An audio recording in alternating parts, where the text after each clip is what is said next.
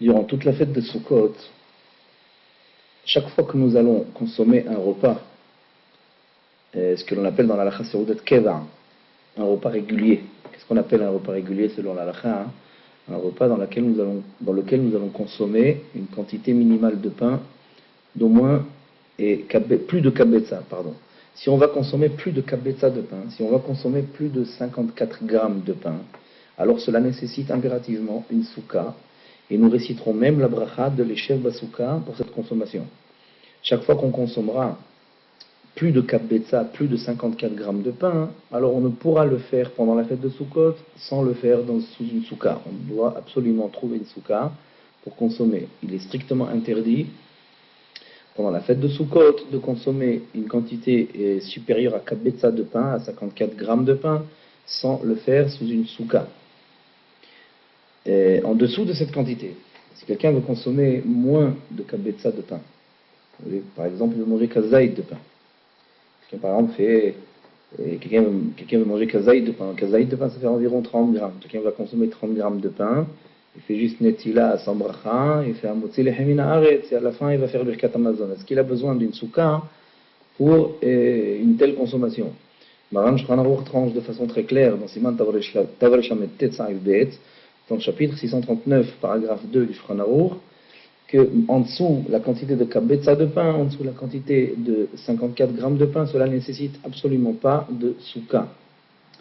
Et si quelqu'un va consommer malgré tout sa quantité inférieure à kabetza, il va quand même la consommer sous une souka, il ne peut pas faire l'ishev basouka.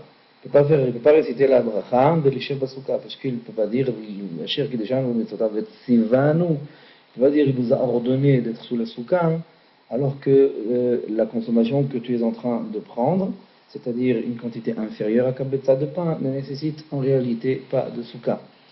Donc en clair, ce n'est qu'à partir de kabetza, de plus de 54 grammes de pain, qu'on a le devoir de consommer sous une souka avec la bracha de l'Eshev Basouka.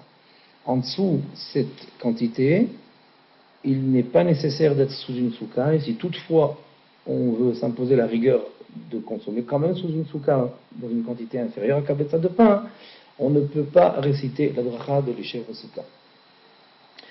Qu'en est-il vis-à-vis de mezonot? Qu'en est-il vis-à-vis de pâtisserie? Si on veut consommer des pâtisseries, est-ce qu'on doit être sous une souka ou pas? Alors, en réalité, sur un certain point, ça fonctionne comme le pain. C'est-à-dire que à partir d'une quantité supérieure à kabetza de mezonot, à partir d'une quantité supérieure à 54 grammes de pain, de pâtisserie, à partir de plus de 54 grammes de pâtisserie, on doit impérativement être sous une souka. On ne peut pas consommer une quantité supérieure à 54 grammes de pâtisserie sans souka. On ne peut pas le consommer à la maison. Il faut être sous une souka. Si quelqu'un va consommer des pâtisseries en quantité supérieure à 54 grammes, il doit absolument le faire sous une souka. Et moins de 54 grammes, il n'a pas besoin de souka. Par contre, sur un deuxième point, ça diffère un petit peu du pain. Tout à l'heure sur le pain, nous avons dit qu'à partir de 54 grammes de pain, à partir de plus de 54 grammes de pain, il faut être sous une souka, et qu'à partir de plus de 54 grammes de pain, il faut réciter la bracha de l'Eshev Basouka. Dans mes